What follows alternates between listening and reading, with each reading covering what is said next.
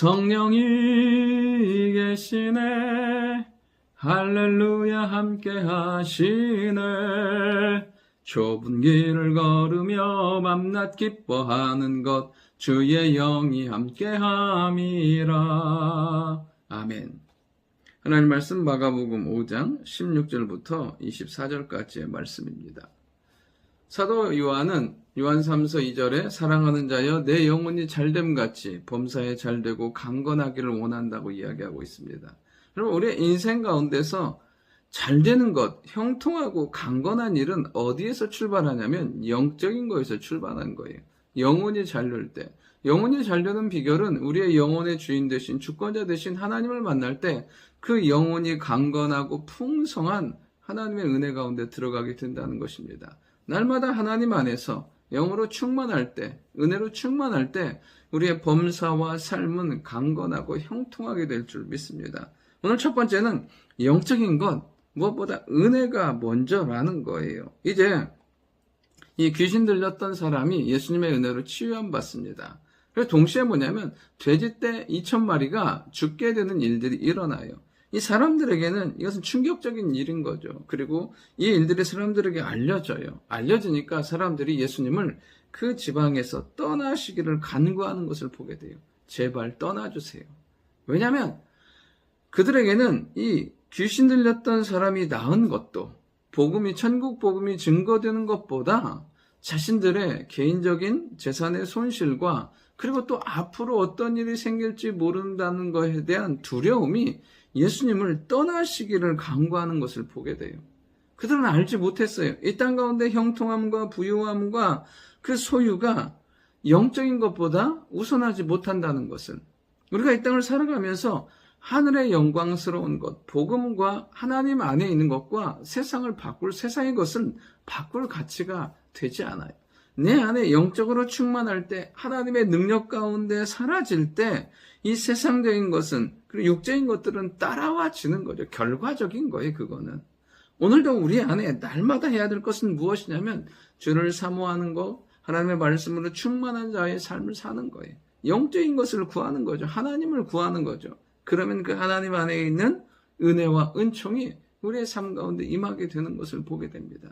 항상 깨어 있어서 주를 구하며 은혜를 사모하는 우리가 될 수 있기를 원합니다. 두 번째는 예수님이 이 귀신 들린 사람에게 뭐라고 말씀하시냐면 내가 받은 그 은혜를 가족들에게 알리라고 말하고 있습니다.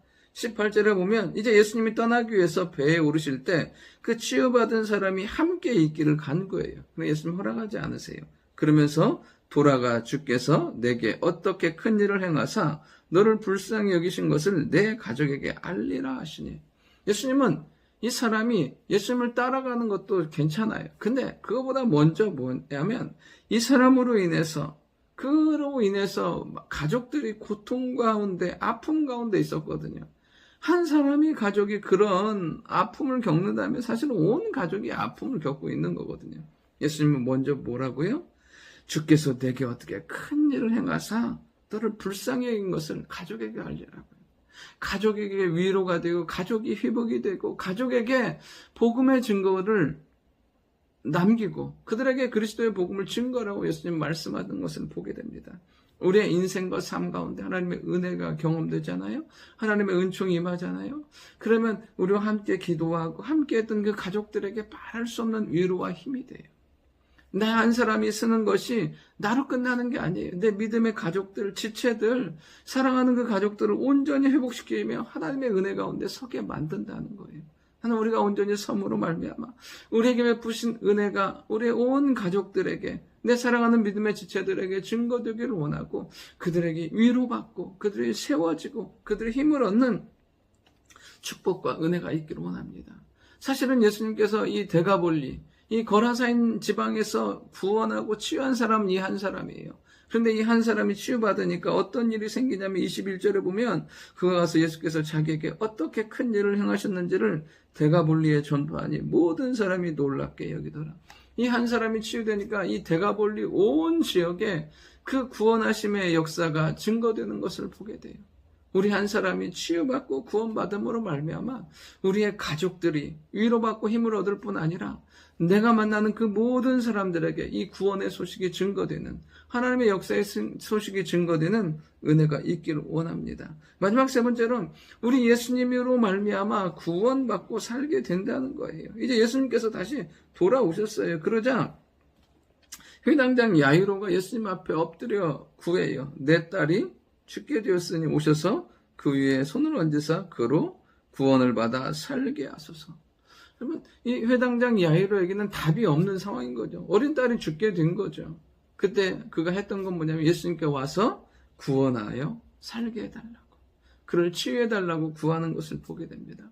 우리의 인생에 답이 없을 때, 우리의 인생이 막막할 때, 죽을 것 같을 때, 그때 주님 앞에 나아가서 주님 나를 살게 하여 주시고 나에게 힘을 주시고 나에게 이것을 견딜 수 있는 능력을 주시고 이 모든 것을 뛰어넘는 은혜를 달라고 기도할 때 주님은 우리의 현실의 모든 문제를 뛰어넘게 하실 뿐 아니라 살게 하시고 응답 가운데 새로운 역사 가운데 은혜 가운데 들어가게 만들어 주실 줄 믿습니다. 좋으신 아버지 하나님, 항상 영적인 것 주의 은혜를 구하는 저희들을 두게 도와주시고 내게 주신 은혜가 나도 살고 가족도 살고 믿음의 공동체도 살리는 역사가 있게 도와주옵소서.